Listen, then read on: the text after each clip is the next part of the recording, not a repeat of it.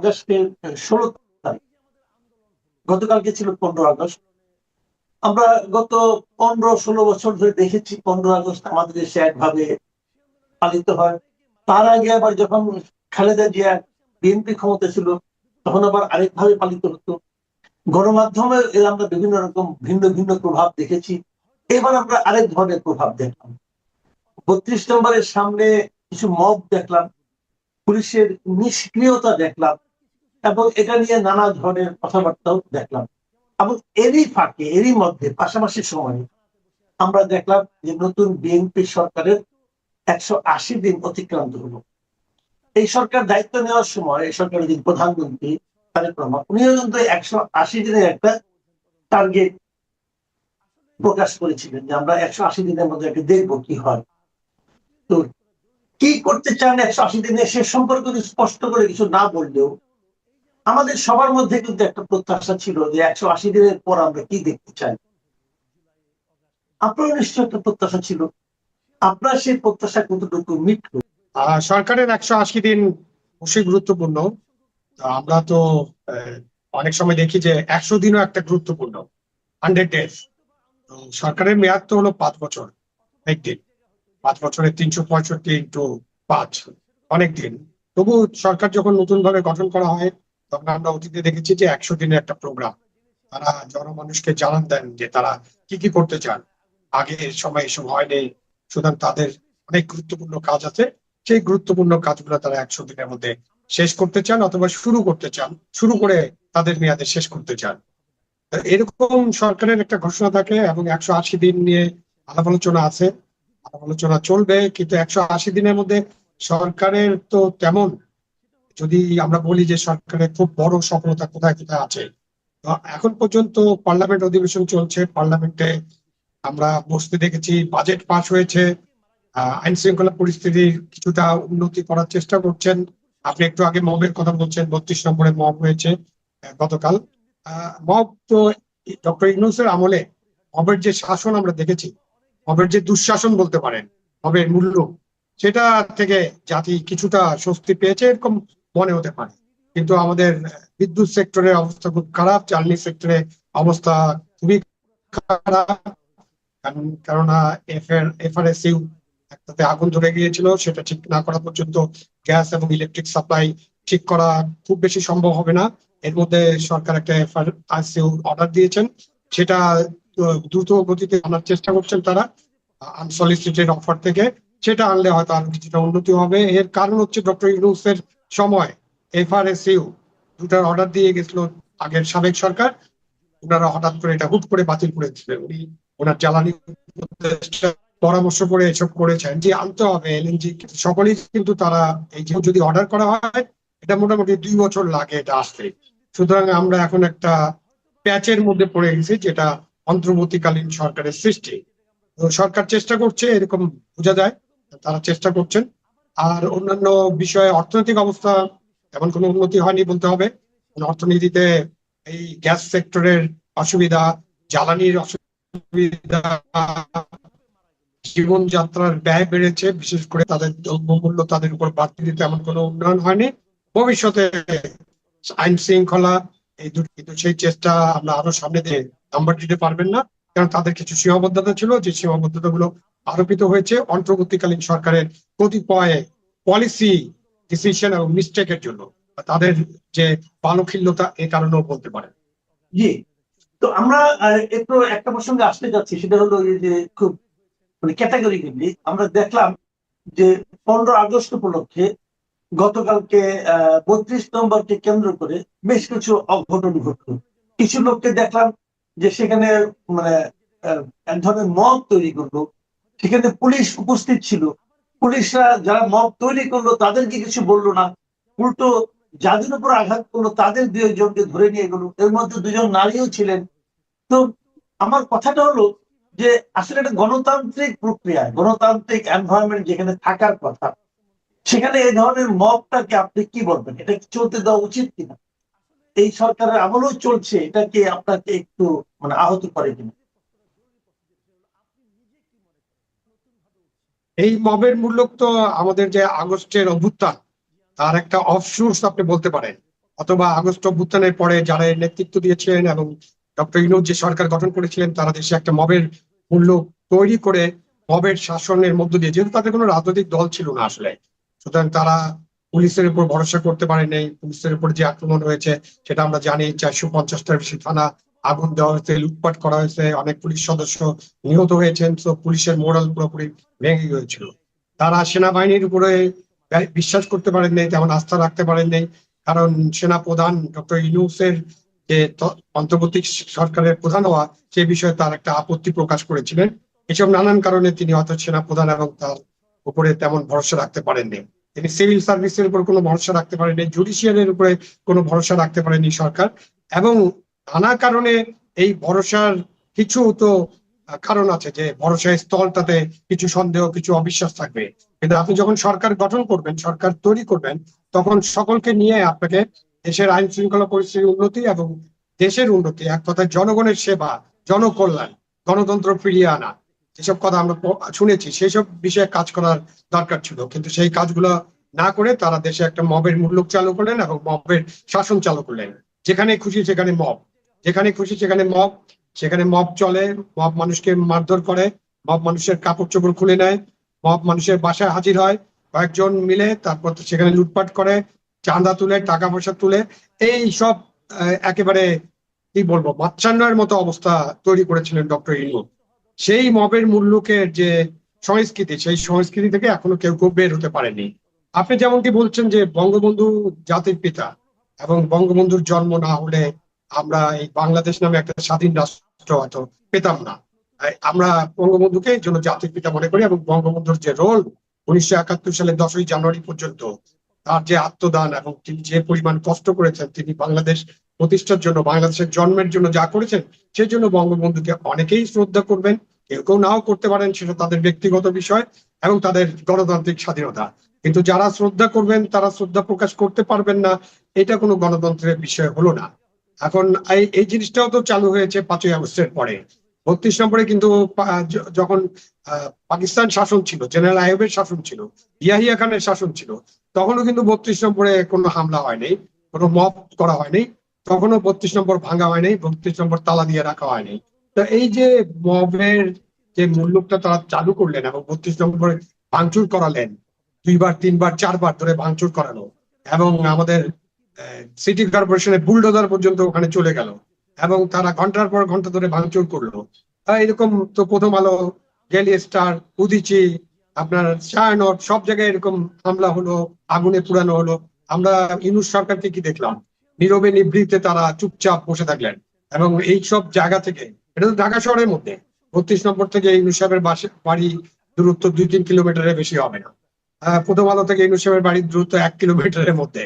উনি এখানেই থাকতেন, এখানেই উনি ছিলেন, এখানেই তাদের কিচেন ক্যাবিনেটের বৈঠক হতো, এখানেই তাদের সমস্ত লোকেরা ছিলেন। তারপরেও তারা এইসব থামানোর কোনো চেষ্টা করেনি। এখন আপনি যেটা বললেন, 32 নম্বরে অনেক পুলিশ আমি দেখেছি, ভিডিও ফুটেজে অনেক পুলিশ ছিল, কিন্তু পুলিশ কোনো কথা বলেনি, পুলিশ কোনো প্রতিবাদ করেনি, পুলিশ কোনো বাধা দেয়নি।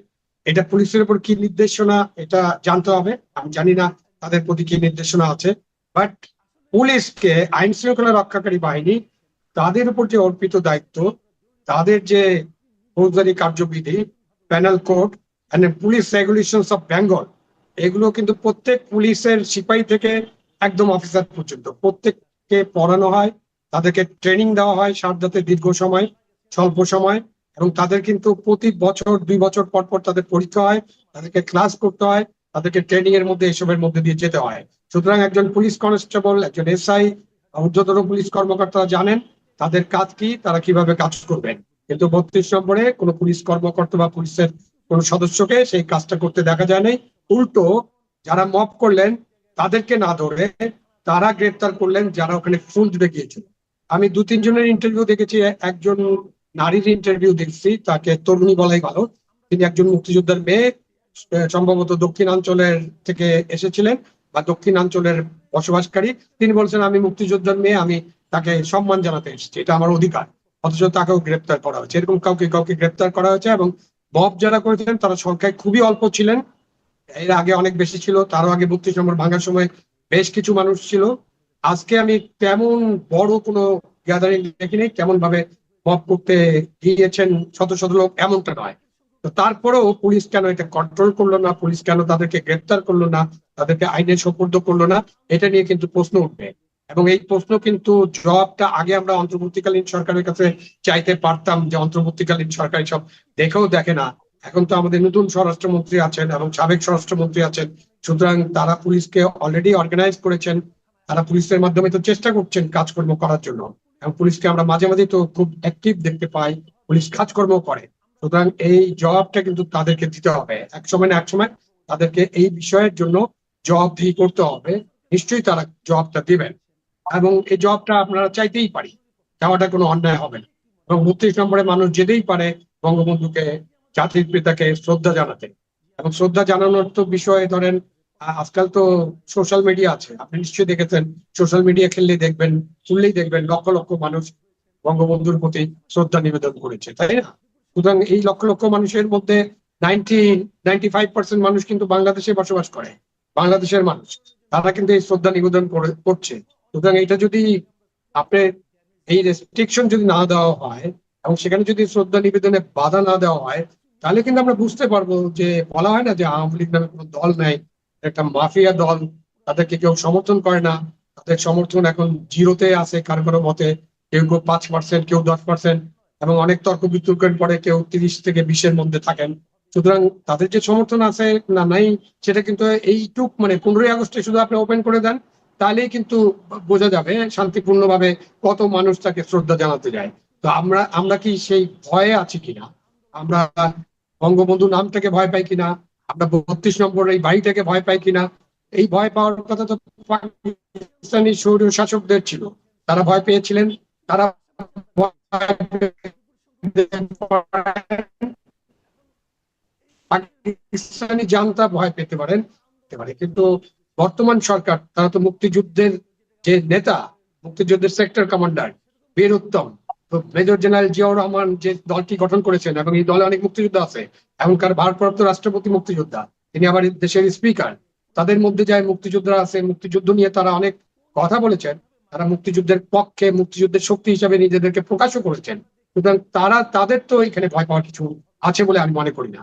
এখানে অন্য কোনো চাপ আছে কিনা, অন্য কেউ কোনো ষড়যন্ত্র করছে কিনা, ডিপ স্টেটের কোনো খেলাধুলা আছে কিনা, এইসব বিষয় নিয়েও আলোচনা হতে পারে। জি, আমি এখন একদম শেষ প্রশ্নটা আপনাকে করতে চাচ্ছি। আপনি যেরকম বললেন যে গতকালকে আপনি অনেকগুলো ভিডিও দেখেছেন, অনেকে অনেক কথা বলছে, যে মারছে তাদের সংখ্যাও কম, মবকারীদের সংখ্যাও তো বেশি ছিল না। কিন্তু আমি লক্ষ্য করলাম সাংবাদিকরা জিজ্ঞাসা করলেন যে আপনারা কে, তখন একজন লোক বলছে যে আমি একজন জুলাই যোদ্ধা। তো আমি আপনার কাছে জানতে চাচ্ছি যে আসলে জুলাই যোদ্ধার ডেফিনেশনটা কি, কে জুলাই যোদ্ধা এবং কে জুলাই যোদ্ধা নয়? এটা নিয়ে কি আপনি আপনার মনে কোনো প্রশ্ন কখনো জেগেছে যে জুলাই যোদ্ধা আসলে কারা? এখন যাদেরকে দেখছি জুলাই যোদ্ধা বলে দাবি করছেন, তাদের অনেকে, মাসুদ কামাল আপনি তো জানেন, 14 সাল থেকে 26 সাল 12 বছর না, ওই যে একটা নির্বাচন হয়েছিল, 155টা আসনে বিনা ভোটে জিতেছিল আওয়ামী লীগ, বিএনপি সেই নির্বাচনে যায়নি, জামাত যায়নি।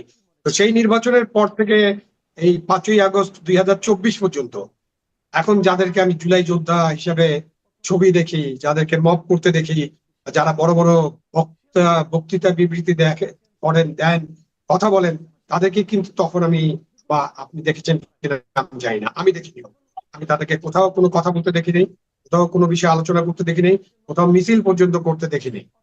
তো এই সময় হঠাৎ করে 5ই আগস্টের পরে এই যে জুলাই যোদ্ধা, সারা দেশব্যাপী জুলাই যোদ্ধা হিসেবে যারা নিজেদেরকে পরিচিতি দেন, সেই জুলাই যোদ্ধার বিষয়ে তো তাদের যে দল এনসিপি মনে হয় এই জুলাই যে সমন্বয়ক যেটা তৈরি করেছিল, সেই সমন্বয়কটা বোধহয় সমন্বয়ক পরিষদ সব বাতিল করে দিয়েছে, এখন কোথাও কোনো সমন্বয়ক নাই।